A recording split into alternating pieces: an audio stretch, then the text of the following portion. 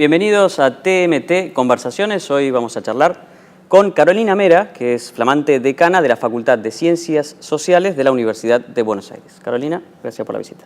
Gracias, José.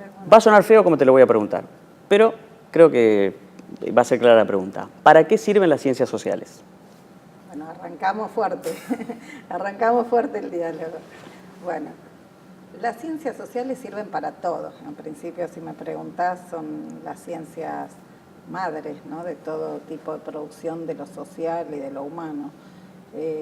Pero antes que avanzar un poco, si tengo que pensar para qué sirven las ciencias sociales, te diría que no estoy tan de acuerdo en pensar si las ciencias sirven o no, porque creo que todo conocimiento sirve, todo proceso de producción de conocimiento en cualquier área, más allá de su utilidad práctica, tiene un valor para la sociedad, ¿no? Siempre damos de ejemplo una cantidad de investigaciones que tienen que ver con las ciencias básicas, de esas que se hacen en los tubos de ensayo y laboratorios. Y que tal vez durante años uno diría no sirve para nada, dejen de invertir en ese tipo de experimentos porque no tienen nada que ver, y un día se descubrió una vacuna fundamental para salvar miles y miles de vidas, ¿no? Entonces digo, a veces hacer ese planteo de si sirven o no sirven, nos sacan del foco de poder pensar que una sociedad que produce conocimiento es una sociedad que apuesta al futuro, es una sociedad que se piensa en un mundo global, ¿no?, sin el cual el conocimiento no existe. Entonces me parece que deberíamos como hacer ese ejercicio, no tanto pensar para qué sirven las ciencias y las ciencias sociales en particular, sino para qué producir conocimiento en un mundo global como el contemporáneo, algo así, ¿no? Y en ese sentido, sí, acercándonos a las ciencias sociales, creo que las ciencias sociales producen reflexiones, producen diagnósticos, producen contenidos en general que tienen que ver con la vida cotidiana, que tienen que ver con el pasado y con el futuro, sin lo cual las sociedades estarían destinadas al fracaso, ¿no? Si no podemos capitalizar un poco nuestras propias experiencias pasadas y proyectarnos a un mundo cada vez más complejo, más desigual, ¿no?, un mundo cada vez más vertiginoso, digo, las ciencias sociales en ese caso se vuelven, me parece, como un conocimiento fundamental. Imprescindible. Luego se aplican, ¿no?, en áreas médicas, en áreas habitacionales, en áreas que tienen que ver con el medio ambiente, ¿no?, las políticas ambientales, los derechos, digo, ¿no?, las ciencias sociales han contribuido muchísimo a la ampliación de derechos y a la inclusión de grupos sociales vulnerables y grupos sociales que por cuestiones culturales estaban por ahí marginados de la sociedad, digo, una cantidad de elementos que aportan desde esta reflexión, ¿no?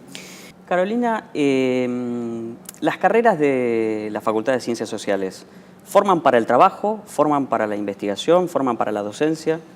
Sí, las carreras de ciencias sociales forman para el trabajo, para la investigación, para la docencia. Y cuando decimos investigación y docencia también es trabajo, ¿no? Digamos.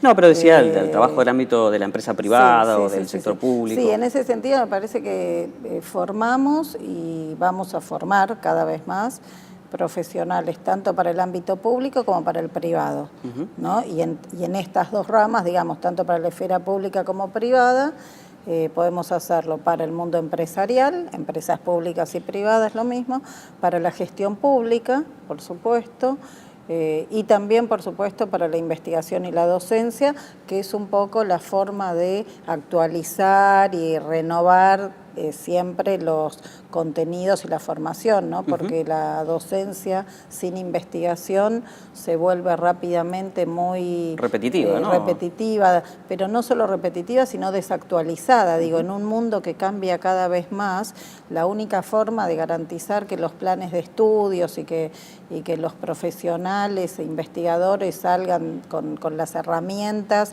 y las habilidades para poder desenvolverse y ofrecer, digamos, una perspectiva interesante es si tenés una actualización que entendemos debe venir de la mano de la investigación en las distintas áreas, ¿no? Porque vos tenés desde investigación de mercado, fíjate cómo se actualizan constantemente las herramientas que uno tiene, ¿no? Desde los software, las estrategias para hacer desde mapeos hasta lo que se te ocurra, y por supuesto también la investigación más que tiene que ver con trabajo de campo, ¿no? Que tiene que ver más con una perspectiva social. Hay una revalorización de las carreras o de las disciplinas sociales. Se escucha cada vez más decir que con tanta captura de datos y se habla de Big Data y tanta información, que tenemos mucha información, pero lo que falta a veces es el profesional capaz de encontrarle sentido a toda esa información. Exacto. Y ahí es donde dicen, bueno, aparecen profesiones que antes se llamaban por ahí más blandas y que son demandadas, y que dicen, vengan a ayudarnos a entender esto. ¿Es así?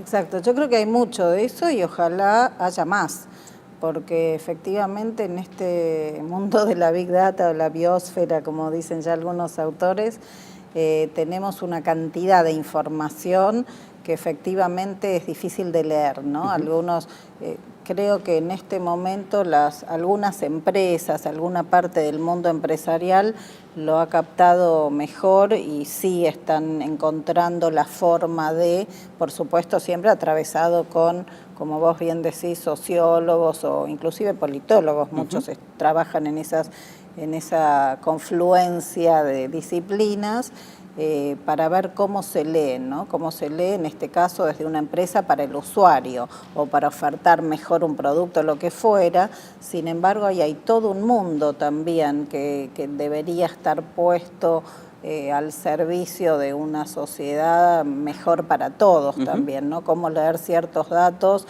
en función de una sociedad más equilibrada, más justa, más igualitaria. Digo que también de esa red enorme de datos se pueden sacar informaciones que tienen que ver con la democratización, con el respeto a los derechos y derechos humanos, y etcétera. ¿Van a revisar, están revisando los programas de las carreras? Bueno, es un tema siempre, ¿no? Es un temazo, en realidad es un temazo porque en realidad como lo que hablábamos antes, ¿no? Los programas deberían estar actualizándose constantemente, claro. Esa es, ¿no? Porque la vida cambia, nosotros cambiamos, ¿no? Digo, cuando entramos a la universidad y nos graduamos y todo, la sociedad cambia, como bien decís, y los programas, sin embargo, cuesta tanto. Sí, hay que revisarlos, hay que actualizarlos, hay que innovarlos, hay que flexibilizarlos en el sentido de que entren en diálogo con otros lenguajes, ¿no? Por esto que decíamos, el mundo cada vez más complejo, más heterogéneo, más diverso, también requiere para las ciencias sociales nuevas miradas. Y desde ese punto de vista, nosotros ya hace varios años estamos incluyendo muchos lenguajes nuevos, como por ejemplo el cine, la música, la literatura, el arte en general, el diálogo con otras disciplinas, porque cada una de esas miradas aporta a la reflexión sobre lo social algo diferente que no estaba hace, no sé, 30 años, ponele. ¿Y ahí qué lugar ocupa la tecnología? Y ahí la tecnología sí, y sí, debía haber dicho arte y tecnología en general, porque la tecnología nos está poniendo en un lugar en el que tenemos que revisar toda nuestra práctica misma, ¿no? Digo, si bien la práctica misma la deberíamos repensar constantemente en este momento, para las ciencias sociales la tecnología es un desafío enorme en el sentido de ver, bueno, ¿cómo aportamos a este mundo nuevo que se abre de las comunicaciones, de las subjetividades, ¿no? ¿Qué tiene para decir las ciencias sociales en esta red de informaciones tan enorme y difusa, ¿no? Y me parece que ahí, ¿no? Que es una pregunta que siempre te hacen, bueno, ¿cuál es la relación entre ciencias sociales y nuevas tecnologías?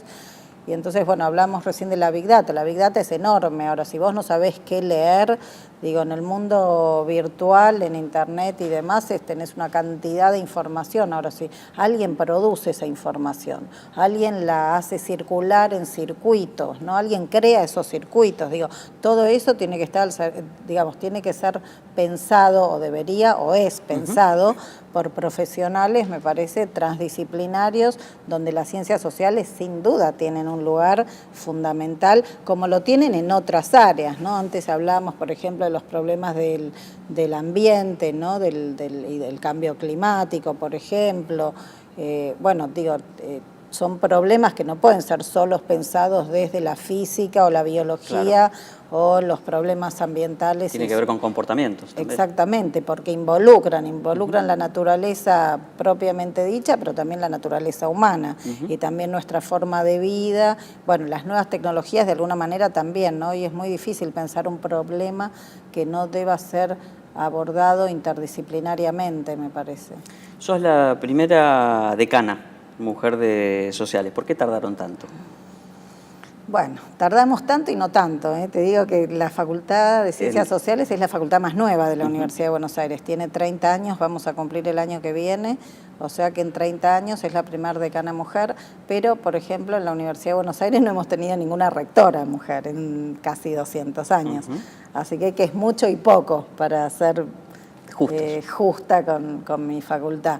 Pero es cierto que no tiene que ver simplemente con la facultad, sino con un clima de época también, ¿no? Para las mujeres, los especialistas en género y en problemas o temas de mujer refieren mucho al techo de cristal, ¿no? Ese punto en el que la mujer trabaja, produce, asciende, y hay un techo de cristal que no pasás. Y creo que ese techo de cristal se ha ido fracturando, no sé si rompiendo, tal vez en algunas áreas más que en otras, y las mujeres, estamos llegando a posiciones en las que hace 20, 30 años era muy difícil, pero no tiene que ver con políticas, creo, de exclusión directa, sino con lógicas de sentido común, con lógicas de discriminación muy sutiles que existen en la sociedad, que tienen que ver con estructuras ideológicas, ¿no? Más bien que con exclusiones así, con discriminaciones explícitas.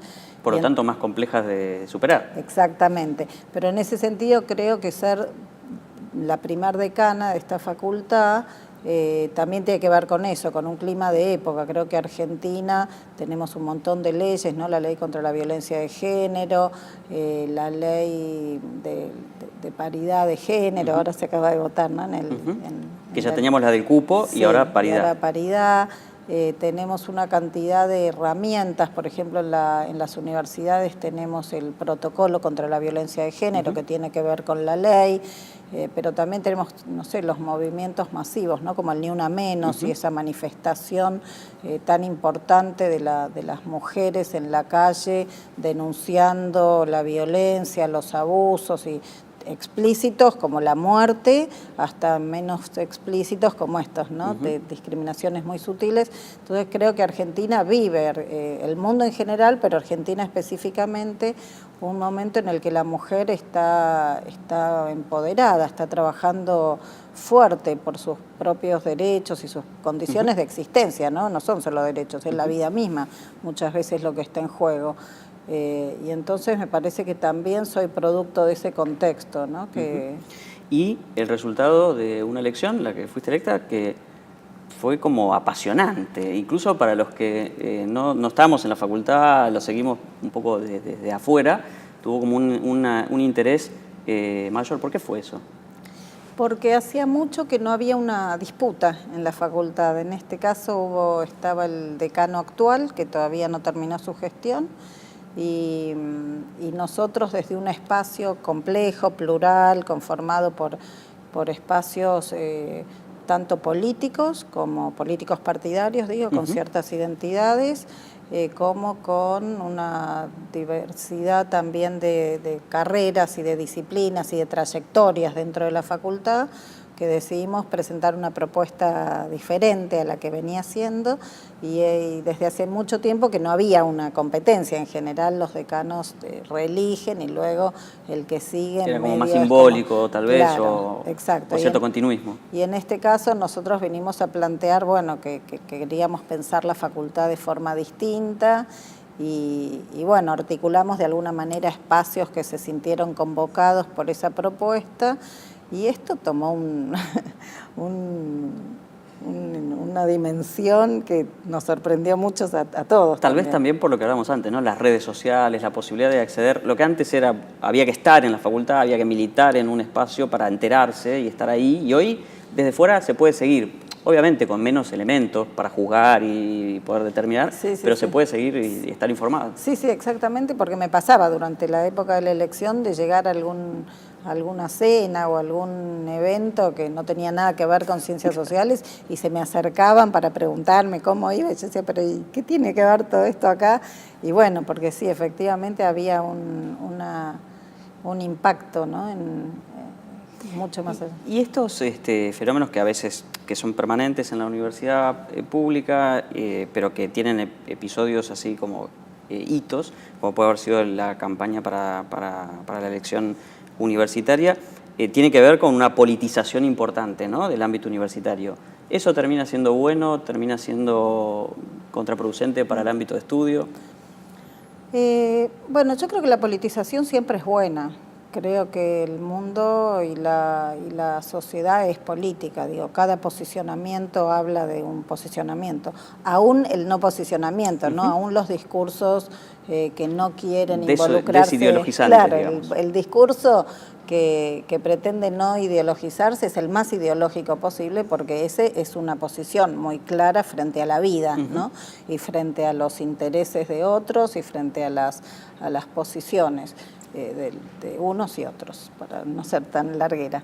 Y entonces creo que la politización contribuye a que seamos ciudadanos mejores. Digo, en los sistemas democráticos, que son a los que apostamos y los que construimos, creo que la politización ayuda a pensar el mundo mejor. Digo, la democracia en general, a partir de la competencia de partidos, de los distintos posicionamientos, ¿no? De la construcción, la búsqueda de consenso, digo, todo eso nos hace mejores, nos hace mejores ciudadanos, nos hace mejores personas y nos hace mejores profesionales. En ese sentido, creo que es importante que las universidades, las facultades y cada disciplina tome conciencia de eso, porque desde ciencias sociales hasta medicina hay un posicionamiento político. Entonces, lo que no deben las instituciones es imponer posicionamientos políticos. Luego cada uno asume la identidad o la militancia si le interesa o la adhesión a un partido político o no, pero sí uno no puede decirle a un profesional que es neutral, porque ni la arquitectura, ni la medicina, ni las ciencias sociales son neutrales, ¿no? Entonces digo, uno tiene que saber qué valores hay en juego y luego a cuáles adscribe. En ese sentido, es cierto que ciencias sociales tiene un nivel de intensidad mayor tal vez que otras ciencias, porque están nuestros temas de reflexión, de análisis, o los actores con los que trabajamos están más directamente involucrados con temas que hacen a la política cotidiana, ¿no? Movimientos sociales, digo, actores de los que se te ocurra, el Estado mismo, ¿no? Las distintas instancias de los poderes estatales, tanto a nivel municipal como provincial y nacional. ¿Eso hace más que sea la más rebelde de las facultades de la UBA? ¿Hay algo de eso? Algunos dicen rebelde, yo no sé si yo pensé que era una originalidad. Claro, no sé si diría rebelde. Sí, creo que es crítica. Creo que el conocimiento que producen las ciencias sociales, cuanto más crítico, más interesante para luego elaborar, para absorber, para producir otros impactos, ¿no? Porque la crítica abre puertas, es la inquietud, es las ganas de encontrar, ¿no? Si uno se queda siempre con lo que te dan, digo, sería también muy poco estimulante para la innovación. Y las ciencias sociales en ese sentido, bueno, por un lado porque estamos en un mundo, como ya mencioné antes, que produce cada vez más exclusión y más desigualdad, y a nadie le gusta vivir en ese mundo, más allá de cómo uno vive en su individualidad. Entonces, en ese sentido, las ciencias sociales tienen un compromiso dentro de lo que producimos para ver, bueno, cómo contribuimos a que eso sea mejor, sea a través de la política pública, el asesoramiento a empresas o la invención de productos o de políticas que mejoren la condición de vida de las personas. Digo, ahí hay una apuesta muy fuerte como disciplina de las ciencias sociales. La Facultad de Ciencias Sociales tuvo un rol muy militante en lo que fue la discusión en 2009 y en los años previos incluso, proponiendo el tema respecto a lo que fue la ley de servicio de comunicación audiovisual, ¿no? Hubo ahí como una militancia que se dio después incluso en el proceso judicial, ¿no? Que terminó con el fallo de la Corte y demás. Fue una buena participación, digamos, una buena idea estar tan embanderados con esa norma. Yo creo que está muy bien que lo que producen las universidades, tanto públicas como privadas, se involucren en la agenda pública. Creo que, y sobre todo las universidades públicas, ¿no? Que somos financiadas por la sociedad toda. Y cuando uno ha pasado años y años investigando temas, está muy bien que ese conocimiento producido, acumulado, sea compartido con aquellos que toman las decisiones, sean los funcionarios del gobierno de turno o sean los legisladores que representan a la mayoría de las fuerzas políticas del país. Entonces creo que en ese sentido está muy bien que se haga institucionalmente, que se creen los mecanismos y los canales de comunicación e intercambio entre las universidades públicas con los distintos ámbitos pertinentes. En este caso de las leyes, y más allá de la ley de medios específicamente, la universidad pública ha participado de muchas otras leyes. Por ejemplo, te voy a dar el caso de la ley de migraciones. La ley de migraciones también tuvo un aporte importante del mundo académico, de las universidades públicas en general, no solo de la Universidad de Buenos Aires, que hizo posible que tengamos una ley buena, una ley que era modelo en el mundo entero, ¿no? Pues una ley que recuperaba una cantidad de conocimiento producido en muchas décadas, porque nosotros teníamos todavía una ley que venía de la época de los militares, que no se había discutido, que a veces había avanzado en el Parlamento y no había avanzado.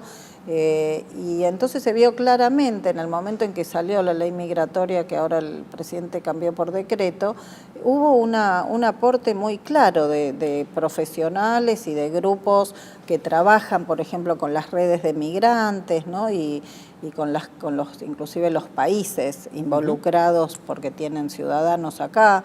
Entonces digo, ahí hubo mucho conocimiento de investigaciones de larga data, ¿no? Que sirven entonces pero de esas mucho, la ley de identidad de género lo mismo, tenemos equipos de investigación que trabajan esos temas y que aportaron justamente para que los legisladores a los que les toca, ¿no? Producir una ley, pensarla, ver qué implicancias tiene, etcétera, etcétera, bueno, tengan mayor elementos para hacerlo, ni hablar de la ley de salud mental. Fíjate, y todas estas leyes de nuevo involucran equipos de profesionales y de investigación de las distintas disciplinas, ya no solo ciencias sociales en general. Entonces, como resumiendo, digo, hay que apostar a esa relación entre la universidad y las políticas públicas, porque en las universidades se produce ese conocimiento, es un conocimiento sistemático, serio, digo, que puede dar cuenta de cómo fue producido, que se lleva adelante no de un día para el otro, sino con el consenso y el diálogo entre todos los actores que tienen que ver con una problemática. Entonces, creo que en ese sentido las distintas leyes, ¿no? Digo, la ley de medios, la de migración, la de identidad de género y un montón más que te podría mencionar, dan cuenta de esto y así como dan cuenta de esto, seguramente podrían... Tenemos la ley de repositorios digitales, también, ¿te acordás?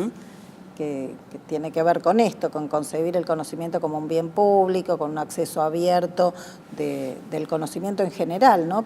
Como aporte a los sistemas sociales modernos, democráticos y contemporáneos, y ahí también hubo equipos de las universidades, de nuestra facultad, trabajando y contribuyendo.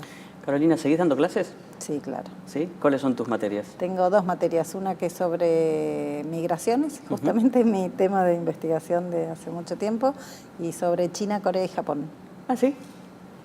¿Y cuál es la impronta de esa materia? Digo, es una materia para la carrera de Ciencia Política, estudiantes de los últimos años, y damos un panorama general sobre estos 3 países, un poco un recorrido histórico. Se sabe muy poco, ¿no? Es una región del mundo que hoy un poco marca la agenda del mundo internacional, la agenda política, económica y un poco cultural cada vez más.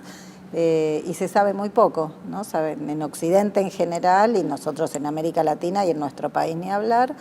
Y entonces la materia intenta dar un panorama muy superficial, ¿no? Pero de los trazos más importantes de la historia, de los desarrollos más o menos políticos y económicos de cada uno de estos 3 países, y la configuración cultural general, como para que nuestros estudiantes puedan entender cuando abren el diario, cuando ven algún hecho o política o algún acontecimiento que está ocurriendo en estos países y que involucra, bueno, que puedan un poco tener herramientas para entender más lo que está pasando. Muchas gracias, Carolina. No, al contrario, gracias a ustedes. Estuvimos aquí en TMT Conversaciones charlando con Carolina Mera, que es flamante decana de la Facultad de Ciencias Sociales de la Universidad de Buenos Aires.